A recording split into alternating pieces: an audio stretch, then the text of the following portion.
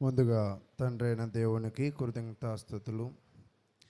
అదే విధముగా కూడి ఉన్న మీ అందరికీ కూడా మరొకసారి మన ప్రభువును రక్షకుడునైన యేసుక్రీస్తు నామమున వందనాలు తెలియజేస్తూ ఉన్నాం. మరి ప్రతిసారి కూడా శుక్రవారం జరుగుతున్న ప్రార్థన కూడికలో ఈరోజు మనం అందరము కూడా పాలి భాగస్థులు అవ్వడం అనేది ఎంతో సంతోషకరమైన విషయం. ఈరోజు కొద్ది నిమిషాలు దేవుని వాక్యమును ధ్యానిస్తూ మనం ముందుకు వెళ్దాం. కీర్తనల గ్రంథము 112వ కీర్తన. కీర్తనల గ్రంథము 112వ కీర్తన 1వ వచనాన్ని చదువుకుని మనము వాక్య భాగంలోకి ప్రవేశిద్దాం. కీర్తనల గ్రంథము 112వ కీర్తన 1వ వచనము. యెహోవాను స్తుతించుడి, యెహోవా యందు భయభక్తులు గలవాడు ఆయన ఆజ్ఞలను బట్టి అధికముగా ఆనందించువాడు ధన్యుడు. మరలా చదువుతున్నాను, ఒకసారి పరిశీలన చేయండి. యెహోవాను స్తుతించుడి, యెహోవా యందు భయభక్తులు గలవాడు ఆయన ఆజ్ఞలను బట్టి అధికముగా ఆనందించువాడు ధన్యుడు. ఇక్కడ మనకి కొన్ని విషయాలు తెలియజేస్తున్నాడు. ఈరోజు సమాజంలో ఉన్న, ప్రపంచంలో ఉన్న ప్రతి మనిషికి కూడా ఇక్కడ ఏం తెలియజేస్తున్నాడంటే, మన అందరము కూడా యెహోవాని ఏం చేయాలంటే స్తుతించేవారిగా ఉండాలి. దేవుడు మనకు వాక్యం ద్వారా చెప్తున్న విషయం ఏమిటంటే, యెహోవాను స్తుతించుడి. ఈరోజు చాలామంది కూడా దేవునిని స్తుతిస్తున్నారు. దేవుడు చెప్పినట్లుగా అందరూ దేవునిని స్తుతిస్తున్నారు. ఈరోజు స్తుతించడము అంటే ఏమిటనుకుంటున్నారంటే, రోడ్డు మీద మీటింగులు పెట్టుకోవడం, లేదా చర్చిల్లో మీటింగ్ పెట్టుకోవడం, ఇలాగా అనుకుంటూ ఉన్నారు. అయితే అది స్తుతించడము కాదా అంటే అది స్తుతించడమే. కానీ దేవుని స్తుతించడంలో మరొక ప్రాముఖ్యమైన విషయాన్ని తెలియజేస్తున్నాడు. దేవునిని స్తుతించేవాడు ఎలా ఉంటాడు అంటే అక్కడ చెప్తున్నాడు, దేవునిని స్తుతించేవాడు యెహోవా యందు భయభక్తులు గలవాడు. ఎవరు మాత్రమే యెహోవాను స్తుతించగలరంట? ఆయన యందు భయము భక్తి కలిగిన వాళ్ళు మాత్రమే స్తుతించగలరు. ఈరోజు స్థానిక సంఘాలలో చూస్తున్నట్లయితే అన్ని ప్రార్థనలకి అందరూ రాలేని పరిస్థితి, లేదా అన్ని ప్రార్థనలకి అందరికీ కుదరని పరిస్థితి అని చూస్తూ ఉంటాం, అంతేనా? కానీ ఇక్కడ రచయిత ఏం చెప్తున్నాడంటే, యెహోవాని స్తుతించుడి, యెహోవా యందు భయభక్తులు గలవాడు. ఎవరు మాత్రమే ఆయనను స్తుతించగలరు అంటే ఆయన యందు భయభక్తులు కలిగిన వాడు మాత్రమే స్తుతించగలరు. అయితే నేను ఒక చిన్న మాట చెప్పి ముందుకు వెళ్తాను. మీకు మీ ఇళ్ళకి కరెంటు బిల్లు వస్తుంది కదా. ఒకవేళ ఈరోజు 4వ తారీఖు, ఈరోజు చివరి రోజు అని అనుకుందాం కట్టడం. అయితే చివరి రోజు కరెంటు బిల్లు కట్టకపోతే ఏమవుతుంది అంటే వాళ్ళకి ఫైన్ పడిద్ది అన్నమాట, అంతేనా? ఇప్పుడు ఫైన్ పడిద్ది అన్న భయం మనలో ఉందనుకోండి, మనం ఏం చేస్తాము? 4 లోపులే కరెంటు బిల్లు కట్టేస్తాం. ఒకవేళ ఆ భయం అనేదే లేకపోతే. అలాగే దేవునిని స్తుతించాలి అంటే దేవుని యందు భయము మరియు ఏముండాలంట? భక్తి కూడా ఉండాలి. ఈరోజు అందరూ దేవునిని స్తుతించలేరు. ఎవరి మాత్రమే స్తుతించగలరు అంటే ఆయన యందు భయభక్తులు కలిగిన వాళ్ళు మాత్రమే స్తుతించగలరు. తర్వాత చెప్తున్నాడు, ఆయన ఆజ్ఞలను బట్టి అధికముగా ఆనందించువాడు ధన్యుడు. అంటే ఈ వాక్యాన్ని నేను ఎలా చూస్తున్నానంటే, దేవునిని స్తుతించాలి. ఎవరు స్తుతిస్తారంటే భయభక్తులు కలిగిన వాళ్ళు స్తుతిస్తారు. ఆ భయభక్తులు ఎలా కలిగి ఉంటారంటే దేవుని ఆజ్ఞను బట్టి. ఈరోజు దేవునిని స్తుతించడం అంటే కేవలం చాలామంది ఏమనుకుంటున్నారంటే పాటలు పాడడం అనుకుంటున్నారు, లేదా సన్నిధానంలో వచ్చి కూర్చోవడము అని అనుకుంటున్నారు. కొంతమంది అంతా అయిపోయిన తర్వాత హల్లెలూయా అనే చెప్పడము అని అనుకుంటున్నారు. దేవునిని స్తుతించే వ్యక్తి ముందు తన ప్రవర్తన ఎలాగుండాలంటే ఆయన యందు భయము భక్తి ఉండాలి. రెండవది ఏంటంటే ఆయన ఆజ్ఞలను అనుసరించేవాడిగా ఉండాలి. ఈరోజు మనకి దేవుని ఎడల భయము భక్తి లేకుండా, లేదా దేవుని ఆజ్ఞలను మనము అనుసరించకుండా ఆయనను స్తుతించడం ఏమవుదంట? సాధ్యపడదు. అయితే ప్రియులారా, ఈరోజు నేను మీకు ఒక విషయాన్ని తెలియజేస్తూ ముందుకు వెళ్తాను.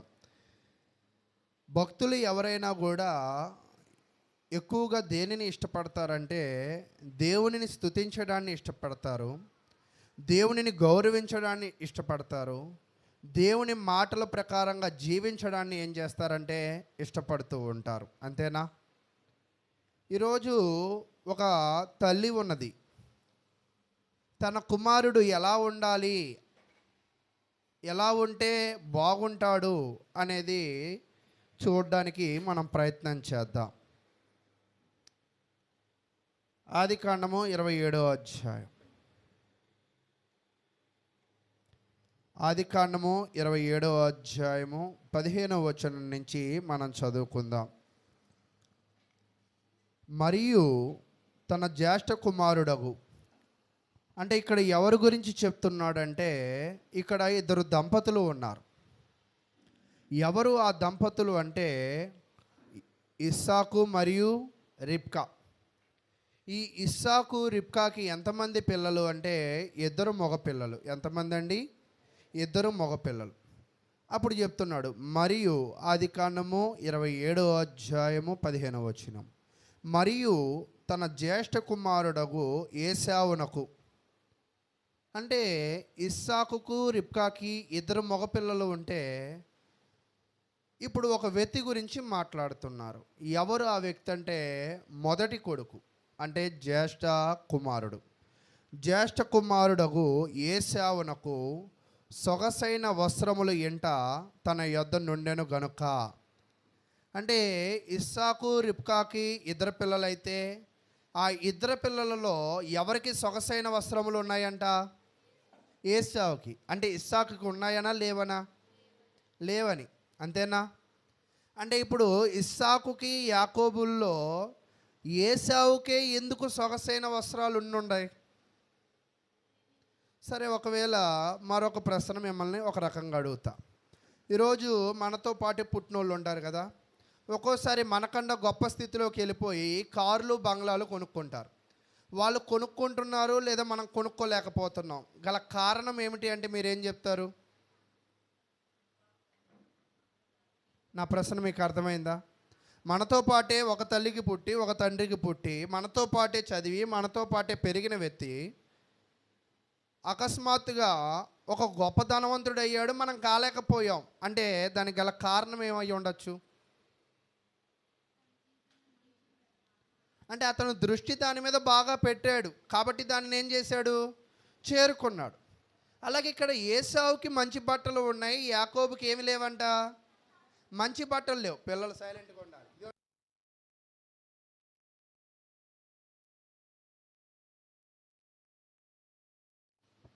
అయితే ఎందుకు ఏశావుకు మాత్రమే మంచి బట్టలు ఉన్నాయంటే మీరు బాగా గమనించినప్పుడు ఏశావుకి 40 ఏళ్ళకే ఏమైపోయిందంటే పెళ్ళి అయిపోయింది.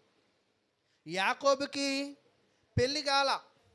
రెండోది చూసినట్లయితే మీరు యాకోబు ఇంట్లో కూర్చునే వ్యక్తి, కానీ ఏశావు ఇంట్లో కూర్చునే వ్యక్తి కాదు.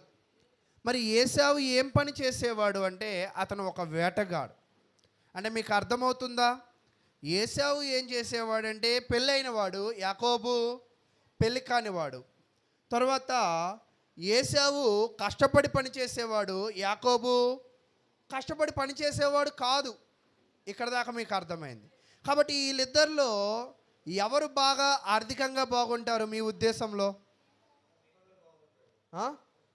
కష్టపడ్డోళ్ళు బాగుంటారు. అరే, కష్టపడకపోతే బాగుండమా? ఈరోజు మన అందరము కూడా నేర్చుకోవాల్సిన విషయం ఏమిటి అంటే ఈ భూమి మీద మనము కష్టపడితేనే బాగుంటాం, నిజమే.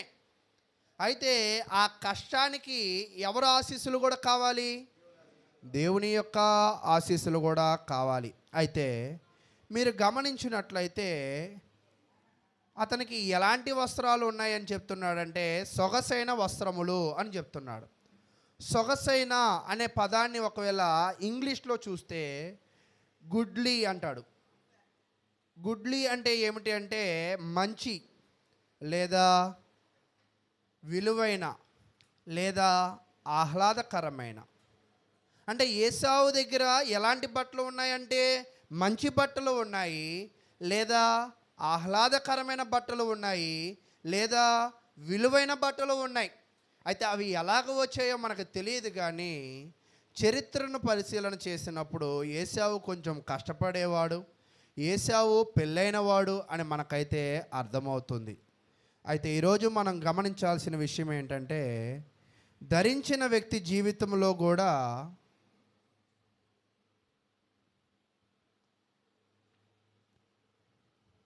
బట్టలైతే ఏసావుకి సొగసైనవి ఉన్నాయి, కానీ జీవితము కూడా సొగసైనదిగా ఉన్నదా? నా ప్రశ్న మీకు అర్థమైందా? ఈ వచనంలో ఏం చెప్పాడంటే ఏసావుకి సొగసైన బట్టలు ఉన్నాయని చెప్పాడు. మనం అక్కడి వరకే చూసాం, కానీ ఆ వచనాన్ని ఒక్కసారి పరిశీలన చేద్దాం. ఆదికాండము 27వ అధ్యాయము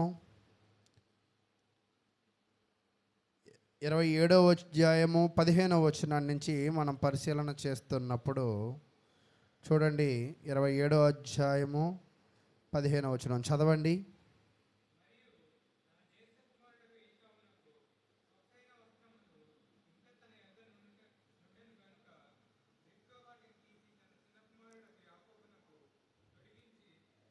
చాలు. బట్టలు ఎవరివి అంట? ఏసావువి. రెబ్కా తీసుకెళ్ళి ఎవరికి ఇచ్చిందంట? యాకోబుకి ఇచ్చింది. ఒక్కోసారి మీకు అర్థమవుతుందా? సొగసైన బట్టలు కొనుక్కుంది నాకు తెలిసి ఆయన అయ్యి ఉండొచ్చు, కానీ ఆ బట్టలు ఎవరికి ఇస్తుంది తల్లి? తీసుకువెళ్ళి చిన్న కుమారుడికి ఇస్తుంది. ఎందుకు ఇస్తున్నావు అంటే ఒక్కోసారి ఆస్తి పంపకాల్లో కూడా ఇటువంటి సమస్యలే వస్తాయి. ఇష్టమైన పిల్లలకి ఏం చేస్తారంటే వాళ్ళ దగ్గర నుంచి తీసుకుని కూడా వీళ్ళకి ఇస్తూ ఉంటారు. అలాగే రిబ్కాకి ఎవరంటే బాగా ఇష్టం అంటే చిన్న కుమారుడు అంటే బాగా ఇష్టం. ఆ ఇష్టంతో ఏం చేసింది అంటే ఏసావు దగ్గర ఉన్న విలువైన వస్త్రములు, లేదా సొగసైన వస్త్రములు, లేదా ఆహ్లాదకరమైన వస్త్రములు అవి తీసుకొచ్చి ఎవరికి ఇచ్చిందంట? యాకోబుకి ఇచ్చింది. ఎందుకు ఇచ్చింది అంటే బట్టలు తీసుకుంటే ఏంటి దీనిలో అర్థం? ఈరోజు మనం కూడా చూడండి, పనికి వెళ్ళేటప్పుడు ఒక బట్టలు వేస్తాం, బట్టలు ఉతికేటప్పుడు ఒక బట్టలు వేస్తాం, అంతేనా? ఉద్యోగాలకు లేదా ఫంక్షన్లకు వెళ్ళేటప్పుడు ఒకలాంటి బట్టలు వేస్తూ ఉంటాం. 3 బట్టలే, కానీ ఆ బట్టలో ఉన్న కళ అది వేరే. బట్టలు ఉతికేటప్పుడు వేసే బట్ట వేరే, పనికి వెళ్ళేటప్పుడు వేసే బట్ట వేరే. ఒక ఆనందకరమైన వాతావరణంలోకి వేసేటప్పుడు బట్టలు వేరే. ఇప్పుడు ఈ తల్లి తన కుమారుడికి ఎలాంటి బట్టలు ఇస్తుంది అంటే ఒక సంతోషకరంగా ఉండే లాంటి బట్టలు ఇస్తుంది.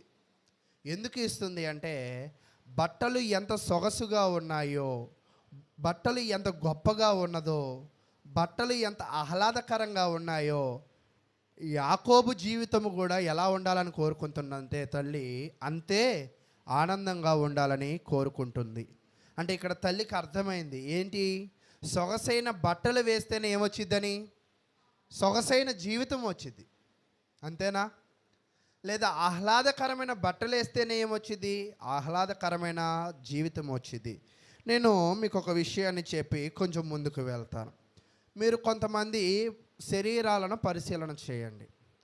చాలా ఫిట్గా ఉన్నవాళ్ళు వాళ్ళు చాలా హ్యాపీగా ఉంటారు. కొంచెం అన్ఫిట్గా ఉన్నవాళ్ళు అంటే వాళ్ళు ఎప్పుడూ కూడా కొంచెం బాధగా నలతగా ఉంటారు. ఎవరి శరీరాలు అయితే చాలా దృఢంగా ఉంటాయో, ఎవరి యొక్క ఆరోగ్యాలు అయితే చాలా బాగుంటాయో వాళ్ళు చాలా హ్యాపీగా ఉంటారు. ఎవరి శరీరాలు అయితే కృంగిపోతాయో అప్పుడు వాళ్ళ మనసులు, వాళ్ళ సంతోషం కూడా కృంగిపోతూ ఉంటుంది. శరీరాన్ని బట్టి సంతోషం ఎలాగో బట్టలు బట్టి కూడా. ఈరోజు పిల్లలు చూడండి, మామూలు బట్టలు వేసినప్పుడు ఒకలాగా ఉంటారు, కొంచెం మంచి బట్టలు వేసినప్పుడు ఎలా ఉంటారు? కొంచెం ఆనందంగా ఉంటారు. ఇప్పుడు రిబ్కా కూడా తన చిన్న కుమారుడికి ఏం చేయాలనుకుంటుందంటే ఒక సొగసైన బట్టలు ఇవ్వాలనుకుంటుంది. అసలు ఎందుకు ఇవ్వాలనుకుంటుంది అనేది పరిశీలన చేసినట్లయితే నేను మీకు కొంచెం వివరణ తెలియచేస్తాను ఇక్కడ. ఏంటి వివరణ? ఇస్సాకు దగ్గర ఆశీర్వాదాలు ఉన్నాయి. ఈ ఇస్సాకు దగ్గర ఉన్న ఆశీర్వాదాలు ఇస్సాకు ఎవరికి ఇవ్వాలి అంటే ఏసావుకి ఇవ్వాలి. రిబ్కా ఏమనుకుంటుందంటే తన చిన్న కుమారుడికి రావాలనుకుంటుంది. ఇస్సాకు ఏమనుకుంటున్నాడు? ఏసావుకి ఇవ్వాలనుకుంటున్నాడు. తల్లి ఏమనుకుంటుంది? చిన్న కుమారుడికి రావాలనుకుంటుంది. అయితే ఈ సొగసైన బట్టలు వేసి అక్కడ చెప్తూ ఉన్నాడు. మళ్ళా చదువుదాం చూడండి. ఆదికాండము 27:16. రిబ్కా వాటిని తీసి తన చిన్న కుమారుడగు యాకోబునకు తొడిగించి ఆ మేక పిల్లల చర్మములతో అతని చేతులను అతని మెడను నునుపు భాగమును కప్పి తాను సిద్ధపరిచిన రుచిగల భోజ్యములను రొట్టెను తన కుమారుడగు యాకోబు చేతికి ఇయ్యగా. అంటే రిబ్కా యొక్క ప్లాన్ ఏమిటంటే మీ అందరికీ తెలుసు. అంటే రిబ్కా ఏం చేయాలనుకుందంటే తన చిన్న కుమారుడిని దీవించడానికి తన భర్తని ఏం చేయాలనుకుంది? మోసం చేయాలనుకుంది. అందుకే ఏసావు వేసుకోవాల్సిన బట్టలు యాకోబుకి ఇచ్చింది. ఏసావు జుట్టంతా కూడా రోమములు ఉంటాయి కాబట్టి ఆ మేక చర్మమును తీసుకొచ్చి ఏం చేసిందంటే యాకోబుకి వేసింది. అంటే రిబ్కా ఏం తలంచింది అంటే ఈ సొగసైన బట్టలు, ఈ యొక్క మేక చర్మము ఇలాగ వెళ్ళినట్లయితే ఇస్సాకు యాకోబుని ఏమని నమ్ముతాడంటే ఏసావు అని నమ్ముతాడు అని అనుకుంది. అంతేనా? అంటే దీని బాధ అంతా కూడా ఏమిటి అంటే సొగసైన బట్టలు వేసుకుంటే సొగసైన జీవితము వస్తున్నది అని. అయితే ఈ విషయాలన్నీ కూడా చేస్తున్నప్పుడు యాకోబు సహకరించాడా? సహకరించలేదా? సహకరించాడు. కాబట్టే ఏసావు అన్న బట్టలు లూజుగా ఉన్నాయో పొడుగ్గా ఉన్నాయో పొట్టుగా ఉన్నాయో మనకు తెలియదు, వేసుకున్నాడు. గొర్రెబొచ్చు వేసుకున్నాడు. తర్వాత ఆహారాన్ని పట్టుకున్నాడు. అంటే తల్లికి అన్ని విధాలుగా యాకోబు ఏమయ్యాడంట? లోబడ్డాడు. అయితే ఇలా లోబడడం ద్వారా అతనికి ఏమి లభించింది అనేది చూసినట్లయితే మనం చూస్తున్నప్పుడు 27:27 చూద్దాం. ఆదికాండము 27:27. అతడు దగ్గరకు వచ్చి అతన్ని ముద్దు పెట్టుకుని. అంటే ఇప్పుడు సొగసైన బట్టలు, ఆ గొర్రె చర్మమును, ఆ ఆహారమును పట్టుకుని వచ్చింది ఎవరని అనుకున్నాడంటే ఇస్సాకు ఏసావని అనుకున్నాడు. అనుకుని ముద్దు పెట్టుకొని అప్పుడు అతడు అతని వస్త్రములను వాసన చూచి అతనిని దీవించి ఇట్లా, నేను ఇదిగో నా కుమారుని సుహాసన యెహోవా దీవించిన చేని సుహాసన వలె నున్నది. అయితే ఈరోజు నేను చెప్పాలనుకుంటున్న పాఠం ఏమిటి అంటే ఏంటంటే దీవించడం అని ఉంది కదా, దానిని ఒకవేళ ఇంగ్లీష్లో ఏమంటారు? బ్లెస్సింగ్స్ లేదా బ్లెస్ అని అంటారు కదా. అంటే ఈ సొగసైన బట్టలు వేసుకోవడం ద్వారానే యాకోబుకి ఏమొచ్చింది? దీవెన వచ్చింది. ఒకవేళ అమ్మ ఇది అన్నయ్య బట్టలు కదా, అన్నయ్య అంటే వేటకి వెళ్తాడు, చాలా షార్ప్గా ఉంటాడు, చాలా పొడుగ్గా ఉంటాడు, అతని బట్టలు నేను వేసుకోనమ్మా అంటే ఆశీర్వాదం ఉండేదా? ఇంతక నేను 112వ కీర్తనలో ఏం చెప్పానంటే యెహోవాను స్తుతించుడి. ఎవరు స్తుతిస్తారంట? యెహోవా యందు భయభక్తులు కలిగి ఆయన ఆజ్ఞలనందు ఆనందించువాడు ధన్యుడు.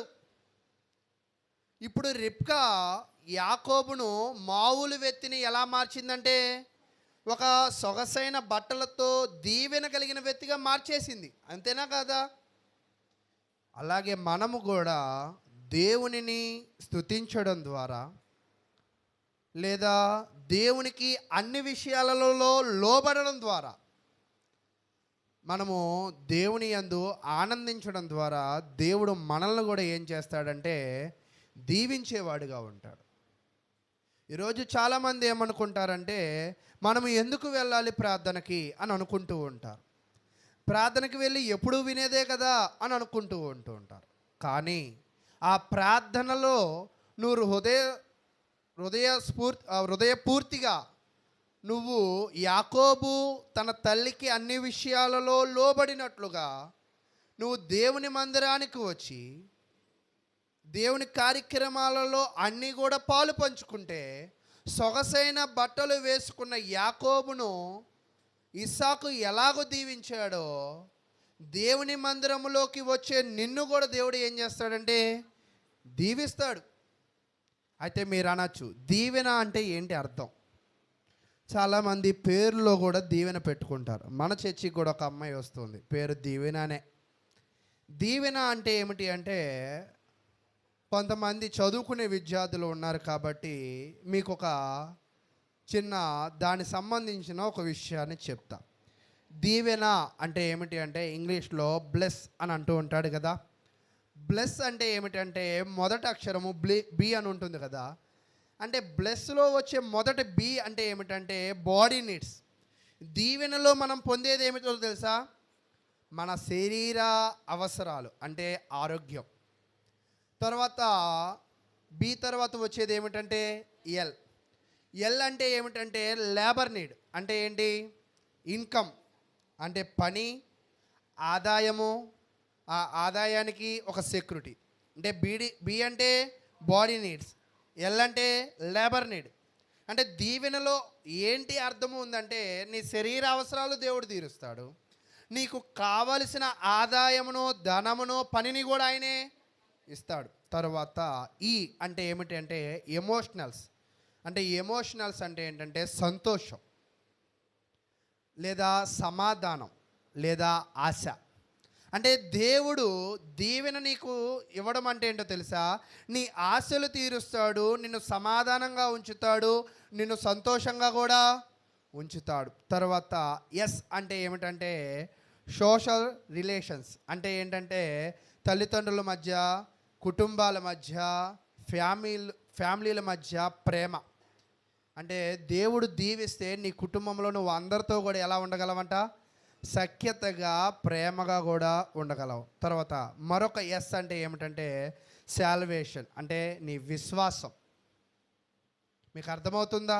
దీవెనలో ఉండే అర్థం ఏమిటి అంటే, నీ శరీర అవసరాలు తీరుస్తాడు, నీకు కావాల్సిన పనిని ఇస్తాడు, నీకు కావాల్సిన సంతోషం ఇస్తాడు, నీకు కావాల్సిన సమాధానం ఇస్తాడు, నీకు కావాల్సిన నీ కుటుంబంలో ఉండే ప్రేమ అనురాగాలను ఇస్తాడు, నీకు కావాల్సిన విశ్వాసాన్ని ఇస్తాడు. అంటే దేవుడు దీవెన అంటాడు కదండి. దీవెన అంటే అర్థం ఏంటంటే ఇది. దేవుని యొక్క దీవెనను నువ్వు పొందుకుంటే వీటన్నిటిని కూడా నీకేం చేస్తాడంటే లభిస్తూ ఉంది. ఒక రకంగా మన భాషలో మనకు బాగా అర్థం కావాలి అంటే, ఒక మంచి విందు భోజనంకి వెళ్ళిన వాడికి ఎలా ఉంటుంది, ఇంట్లో వండుకుంటే ఎలా ఉండిద్ది, ఏది బాగుండిద్ది ఆడి జీవితానికి? ఏంటి దానికి దీనికి ఉన్న తేడా? అది గ్యాస్ మీదే, ఇది గ్యాస్ మీదే, అది గిన్నెల్లోనే, ఇది గిన్నెల్లోనే, అది మనుషులే, ఇది మనుషులే. తేడా ఏంటి? అన్ని రకాల రుచిగల పదార్థాలు ఇస్తాడు. అలాగే ఈరోజు దేవునిలో నువ్వు ఉండినట్లయితే నీకు దేవుడు ఒక మంచి విందు భోజనంతో కలిగిన దీవెనను నీకు ఇస్తాడు. దానిలో నీకు కావాల్సిన పప్పు ఉండిద్ది. అంటే నీ భాషలో నీకు కావాల్సిన అన్ని రకాల సమతుల్యాలను నీకు ఇస్తాడు. కానీ నువ్వు దేవునిని విడిచిపెట్టి నువ్వు ఒక్కదాని కొరకే ప్రయాసపడుతూ ఉంటావు. అంటే ఒక ధనము అని, ఉద్యోగము అని, దాని కొరకే ప్రయాసపడి దానిలోనే నువ్వేముందనుకుంటున్నావు? నీ జీవితం ఉందనుకుంటున్నావు. కానీ అన్నిటిని ఇచ్చేది ఎవరు? దేవుడు. చూడండి, ఒక వ్యక్తి డబ్బు వెనక తిరిగాడు, పరిగెత్తాడు, డబ్బు దొరికిద్ది, కానీ ఆరోగ్యం దొరికిద్దా? కుటుంబ ప్రేమ దొరికిద్దా? విశ్వాసము దొరికిద్దా? దొరకదు. కానీ అన్నిటిని ఇచ్చేది ఎవరంటే దేవుడే. ఈరోజు నేను చెప్తూ ఉన్నారు, సేవకుడు ఈరోజు జీవిస్తున్న ప్రతి ఒక్క వ్యక్తి చేసే ఉద్యోగం కన్నా గొప్ప పని ఏదైనా ఉన్నది అంటే అది సేవకుని యొక్క పని. ఎలాగా అంటే అడుక్కుని తినడమా అంటారు, దశంభాగాలు తీసుకోవడం అంటారు. అంటే వీళ్ళు దశమ భాగాలే చూస్తున్నారు, కానీ దేవుడు ఇచ్చే దీవెనలు చూడలేకపోతున్నారు. అలాగే ప్రతి క్రైస్తవుడు కూడా మనము నేర్చుకోవాల్సిన విషయం ఏమిటి అంటే, యాకోబు సొగసైన వస్త్రములు వేసుకోవడం వల్ల, తల్లికి అన్ని మాటలలో లోబడడం ద్వారా దీవెనలను పొందాడు. అలాగే నువ్వు కూడా స్థానిక సంఘములో దేవునిని స్తుతిస్తూ, దేవుని యందు భయభక్తులు కలిగి ఉండి, దేవుని ఆజ్ఞలను అనుసరిస్తూ జీవిస్తే ఖచ్చితంగా నీకు దేవుడు ఏమిస్తాడంట? దీవెన ఇస్తాడు. చాలామంది దీవెన అంటే తప్పు అర్థాన్ని కలిగి ఉన్నారు. దీవెన అంటే అర్థము ఇలా ఉన్నది. అయితే ప్రియులారా, మీరు మరొక విషయం ఏమిటి అంటే, మొదట యాకోబు సొగసైన వస్త్రములు ధరించుకుని దేవుని దీవెనలు పొందాడు కదా. ఈ పొందిన తరువాత అతని జీవితాన్ని పరిశీలన చేసినట్లయితే, అతని వయసు అప్పుడు ఎంతంటే 76 సంవత్సరములు ఇంచుమించుగా. ఎంతండి? అప్పటికి ఆయన ఏం కాల? పెళ్ళి కాల. ముసలోడు కాదు, పెళ్ళి కాల. అప్పటికే ఏసావుకి ఏమైపోయింది? పెళ్ళి అయిపోయింది, మంచి బట్టలు, మంచి కుటుంబం, ఏదో ఏదో ఉంది. కానీ యాకోబుకి ఏం లేదు. ఈ బట్టలు వేసాడు, తండ్రి దగ్గర దీవెనలు పొందాడు. ఏసావు ఏం చేశాడంటే యాకోబును తరిమాడు, చంపుతానని. ఇప్పటిదాకా దీవెన అన్నారు కదా, మరి అన్న ఏం చేయడానికి వచ్చాడు? ఒక్కోసారి మనం ఏమనుకుంటూ ఉంటామంటే, చుట్టుపక్కల వచ్చే సమస్యలు మనకి ఇబ్బంది అని అనుకుంటాం, కానీ ఆ సమస్య మనకు ఒక మేలైన మార్గాన్ని ఏం చేసిద్దంట? చూపించింది. అయితే ఆ సమస్యల్లో యాకోబు ఎక్కడికి పారిపోయాడంటే, తన మేనమావ దగ్గరికి వెళ్ళిపోయాడు. వెళ్ళేటప్పుడు ఏం పట్టుకెళ్ళాడు? ఏమైనా పట్టుకెళ్ళాడా? అయితే తిరిగి వచ్చేటప్పుడు 2 గుంపుల జనాంగం కానీ, గొర్రెలు కానీ, మేకలు కానీ ఆస్తులతో వచ్చాడు. వెళ్ళేటప్పుడు ఎలా వెళ్ళాడు? ఒక్కడికి వెళ్ళాడు. వచ్చేటప్పుడు 2 భార్యలు, 2 ఉపపత్నులు, 11 మంది సంతానము. మనం గమనించినట్లయితే 12 మంది సంతానము. ఇలాగా చాలా వసదైన కుటుంబంతో వచ్చాడు. కానీ అతను తన పుట్టింటిలో ఉన్నప్పుడు ఏమైనా ఉందా? ఈ దీవెనలు అన్నీ పొందడానికి ఆ సొగసైన వస్త్రములు వేసుకున్న తర్వాత తనకి దీవెన పొందారు. కానీ ఈరోజు చాలామంది ఏమనుకుంటుంటారంటే, ఏమీ లేనోళ్ళు కూడా మంచి బట్టలు వేసి గొప్పోళ్ళుగా బిల్డప్ ఇస్తూ ఉంటారు. అంతేనా కదా? ఈరోజు మనము దేనిని బయటికి చూపించాలి, దేనిని దాయాలి అనేది కూడా జనాలకి తెలియని పని. దేవుడు ఏం చెప్తున్నాడంటే, అలంకారము అంటే ఏమిటి అంటే తెలియజేస్తూ ఉన్నాడు. 1 పేతురు రాసిన పత్రిక 3వ అధ్యాయము 3వ వచనము.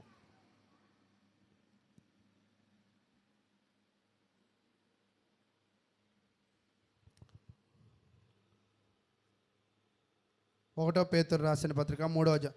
అంటే యాకోబు సొగసైన బట్టలు అంటే గుడ్లీ డ్రెస్సెస్ వేశాడు కదా. మరి క్రైస్తవులు ఎలాంటి బట్టలు వేసుకోవాలి? యాకోబు కంటే ఎవరిచ్చారు? రిబ్కా ఇచ్చింది, తండ్రి దీవించాడు. మరి మన పరిస్థితి ఏంటి? మనం ఏం ధరించుకోవాలి అంటే చూడండి, 1 పేతురు 3వ అధ్యాయం 3వ వచనం. జడలు అల్లుకొనుటయు, బంగారు నగలు పెట్టుకొనుటయు, వస్త్రములు ధరించుకొనుటయును వెలుపటి అలంకారము మీకు అలంకారముగా ఉండక. అంటే ఇక్కడ మీకు ఏమైనా అర్థమైందా?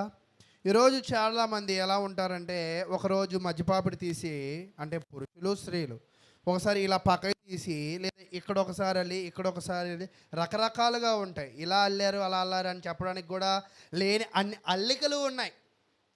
అవి వేసి మన బిడ్డలనే కానీ మనల్ని మనమే కానీ ఆనందపరుచుకోవాలని అనుకుంటూ ఉంటాం. కానీ దేవుడు ఏం చెప్తున్నాడంటే, నీ జడలు అల్లడంలో కాదు, నీ పిల్లల యొక్క బాటశాలలో చేయడంలో కాదు, నీ పిల్లలకి బంగారాలు కొనడంలో కాదు, లేదా నువ్వు బట్టలు ధరించుకోవడంలో కాదు, అటువంటి వాటిలో నువ్వేమి వెతకద్దంట? ఆనందాన్ని వెతకద్దు, దీవెనలను వెతకద్దు, అది మీకు మంచిది కూడా కాదు. అంటే ఈరోజు చాలామంది పిల్లలకి ఏమనుకుంటారంటే, ఉన్నతమైన విద్య కావాలనుకుంటారు, మంచి బంగారాన్ని ఇవ్వాలనుకుంటారు, మంచి బట్టలను ఇవ్వాలనుకుంటారు. నిజమేనా కాదా? కానీ ఎవరు మాత్రమే ఇలా ఆలోచిస్తారు? ఇక్కడ చెప్తున్నాడు 4వ వచనం, మన పిల్లలకే కానీ మనకే కానీ ఉండవలసిన అలంకారము, సొగసైన బట్టలు ఏంటో తెలుసా? అక్కడ చెప్తూ ఉన్నాడు, సాధువు అయినట్టు. సాధువు అంటే ఏంటో చెప్పండి. ఎప్పుడైనా సాధువులు చూసారా? పోనీ చూసారా? చెప్పండి పోనీ. తర్వాత మృదువైనట్టునైనా. సాధువు మృదువు అంటే ఏంటి? మీరు చూడండి, మనం 10 మాటలు మాట్లాడితే సాధువులు ఒక మాటే మాట్లాడతారు. అంటే ఇక్కడ దేవుడు మనకేం తెలియజేయాలనుకుంటున్నాడంటే, మన మాటలు చాలా తక్కువ. ఒకటి అంటే దానిలో చాలా అర్థం ఉండిద్ది, మనకై అర్థమైన విషయాలు మనం వివరించుకుందాం. తర్వాత మృదువైనట్టు, ఆ మాట్లాడిన మాటలు కూడా ఎలా ఉండాలంట? అంటే నీ మాట ఒకరిని బాధించిద్ది అంటే అది ఖచ్చితంగా నువ్వేం చేయకూడదు, మాట్లాడకూడదు. కానీ మనుషులు ఎలాగుంటారంటే దీనికి వ్యతిరేకంగా ఉంటారు. ఎక్కువ మాట్లాడతారు, ఎక్కువ బాధిస్తారు. నిజమేనా కాదా? తర్వాత చెప్తూ ఉన్నాడు, గుణమను అక్షయ అలంకారం. ఈ సాధువు మృదువు అనేది బట్టలు అనుకుంటున్నారేమో, యాకోబు వేసుకున్నట్లుగా. ఇది అది కాదంట, ఇది గుణం అంట. ఈ గుణము నువ్వేం చేయాలంట? ధరించుకోవాలి. యాకోబు అయితే వస్త్రాన్ని ధరించుకుని గొప్పోడయ్యాడు. కానీ నువ్వు గొప్పోడి కావాలి అంటే నీ మాటలు సాధువుగా ఉండాలి, నీ మాటలు మృదువుగా ఉండాలి. అవి ఎక్కడి నుంచి రావాలంటే అది నీ గుణము రావాలి. కొంతమంది తిట్లు తిడతారు, వీడిది అది మంచిది కాదురా అంటారు. ఏది? గుణం. అంతేనా? అయితే ఈ గుణమును అక్షయ అలంకారము గల మీ హృదయపు అంతరంగ స్వభావం. అంటే ఈ సాధువు, ఈ మృదువు, ఈ గుణాలు దేని స్వభావం అంట? నీ హృదయము యొక్క స్వభావం. అంటే నువ్వు మాట్లాడే మాట బట్టే నీ హృదయం ఎలాంటిదో చెప్పగలం. నువ్వు ఉన్న తీరును బట్టే నీ హృదయం ఎలాంటిదో కూడా చెప్పగలం. ఒక్కోసారి మేము మాట్లాడుకుంటున్నప్పుడు సంఘస్థుల గురించి మాట్లాడుకుంటూ ఉంటాం కదా. మాట్లాడుకుంటున్నప్పుడు ఇంకొంచెం రెబల్ కదా అని అంటారు. రెబల్ అంటే ఏంటి? స్పీడ్ ఎక్కువ. అంటే నిజంగా సంఘాల్లో ఇలాంటి వాళ్ళు ఉంటారంటే ఇలా స్పీడ్ ఎక్కువ వాళ్ళు ఉంటారు, ఎక్కువ మాట్లాడే వాళ్ళు ఉంటారు, ఇబ్బందులు కలగజేసే వాళ్ళు ఉంటారు, అన్ని రకాలు ఉంటారు.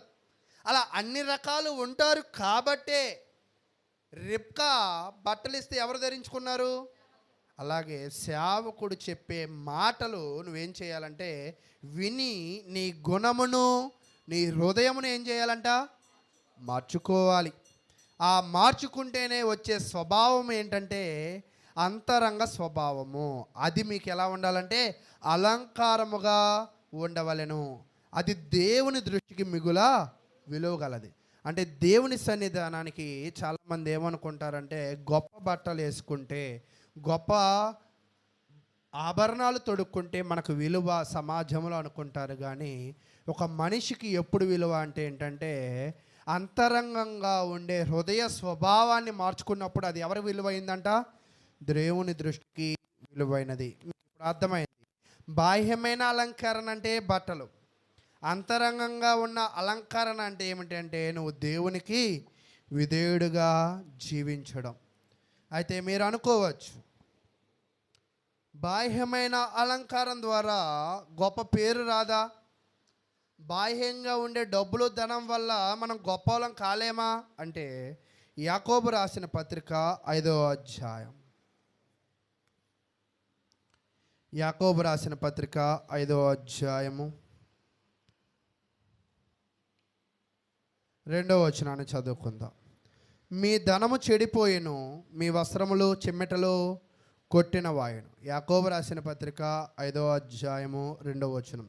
నువ్వు విలువ కలిగినది ఈ భూమి మీద ఏదైనా దాయడానికి ప్రయత్నించి అది ఏదో ఒక రోజు ఏమైపోవాలంట? మేము కూడా చిన్నప్పుడు ఒక మంచి సూట్ కొన్నాం. మంచి సూట్లు ఎప్పుడు రెగ్యులర్గా వేస్తాం మనం? ఎప్పుడో ఒకసారి వేస్తాం. కొంతకాలానికి అది ఏమైపోద్ది? టైట్ అయిపోతుంది. సరే విలువైంది కదా మళ్ళీ వేసుకుందామంటే పట్టిద్దాం మనకి. కానీ మీ బిడ్డలకి విలువైన బట్టలు ఆభరణాలు కాదు, కానీ విలువైన స్వభావాలు నేర్పించండి. అది ఎంతకాలం వరకు పనిచేసిద్ది? అందుకే చెప్తూ ఉంటాడు ఒక ఫేమస్ వచనం, కీర్తనలు 119 ఏమంటాడు? బాలుడు నడవవలసిన త్రోవను వానికి నేర్పుము. ఎప్పుడు నేర్పాలి అది? బాల్యం అందే. ఈరోజు కొంతమంది తల్లిదండ్రులు సేవకుల ముందు ఉట్టుట్టి షోయింగులు చేస్తూ ఉంటారు. తెలుసా? ఊరికే సేవకుల ముందు రాగానే టీవీలు ఆపేయండి అంటూ ఉంటారు. సేవకుల ముందు అంటే మీరు చేయాల్సింది ఏంటంటే సేవకుల ముందు కాదు, బిడ్డల స్వభావాన్ని సేవకుడు ముందున్నప్పుడే మంచిగా ఉంచే స్వభావం కాదు. కాబట్టి మనం నేర్చుకోవాల్సింది ఏమిటంటే మనమైనా మన బిడ్డలైనా అలంకరణ అంటే ఏమిటి అంటే అంతరంగంగా జరిగేది. బాహ్యంగా ఉండే ఎటువంటి అలంకరణ అయినా కొంతకాలానికి ఏమైపోయిందంటే పాడైపోతూ ఉంది, నాశనం అయిపోతూ ఉంది. చూడండి, కాబట్టి ప్రియులారా, ఈరోజు మనం నేర్చుకోవాల్సిన విషయం ఏమిటి అంటే మన జీవితంలో అంతరంగమైన అలంకరణ చాలా అవసరమై ఉన్నది. ఈ అంతరంగమైన అలంకరణను ఒకవేళ ఒక వ్యక్తి అలంకరించుకుంటే, యాకోబు బట్టలు వేసుకుంటే దీవెన పొందాడు అని చెప్పే కదా. ఈరోజు ఇలా అంతరంగంగా హృదయంలో ఉన్న ఆలోచనలను, నీ యొక్క హృదయంలో ఉన్న తలంపులను వాక్యానుసారంగా మారిస్తే నీకేంటి లాభము అంటే అక్కడ చెప్తున్నాడు. ప్రకటన గ్రంథం 3వ అధ్యాయము 5వ వచనం. ప్రకటన గ్రంథం 3వ అధ్యాయము 5వ వచనం. జయించువాడు అలాగున తెల్లని వస్త్రములు ధరించుకొనును, జీవ గ్రంథములో నుండి అతని పేరు ఎంత మాత్రమును తుడుపు పెట్టక నా తండ్రి ఎదుటను ఆయన దూతల ఎదుటను అతని పేరు ఒప్పుకొందును. యాకోబు గొప్పవాడు అయ్యాడు దేనిని బట్టి చెప్పుకున్నామంటే సంపాదించిన గొర్రెలను బట్టి, ఉన్న భార్యలను బట్టి, సంపాదించుకున్న బిడ్డలను బట్టి చెప్పుకున్నాం కదా. ఈరోజు అంతరంగంగా ఉండే స్వభావము కూడా మంచిగా ఉంటే ఆ అక్షయమనే అలంకారము ఏం చేసిద్ది అంటే తెల్లని వస్త్రములు ధరించుకునే ఒక వ్యక్తినిగా చేసిద్ది. ఈరోజు మీరు చూడండి, పాస్టర్లు ఎక్కువగా వేసే కలర్ ఏంటో చెప్పండి? వైట్ వేస్తారు. ఎందుకని? దేవుడు వైట్ బట్టలని చెప్పాడు కాబట్టి వేస్తారు. నిజమేంటంటే అది నిజం. కానీ తెల్లని వస్త్రము అనేది బాహ్యంగా వేసేది కాదు, ఆయన చెప్పేది అంతరంగంగా ఉండే మనసు. కొంతమంది అంటారు నీ మనసు మంచిది, చల్లంది, వెచ్చంది అని కొన్ని పదాలు వాడుతూ ఉంటారు. అయితే ఇలాగ మంచి స్వభావం కలిగి ఉన్న వ్యక్తి పేరు ఎక్కడ రాయబడిద్దంట? జీవగ్రంథమందు రాయబడింది. ఆ పేరును తుడిచిపెట్టడానికి ఎవరికి కూడా ఏం లేదంట, అవకాశం లేదు. కాబట్టి ప్రియులారా, యాకోబు బట్టలు వేసుకుని దీవెనలు పొందాడు. ఈరోజు మీరు కూడా మిమ్మల్ని మీరు ఎలా అలంకరించుకోవాలి అంటే, మీరు అలంకరించుకోవాల్సిన విధానం ఏమిటి అంటే మీ అంతరంగమును. ఈ అంతరంగమును అలంకరించుకోవడానికి ప్రయత్నం చేయండి.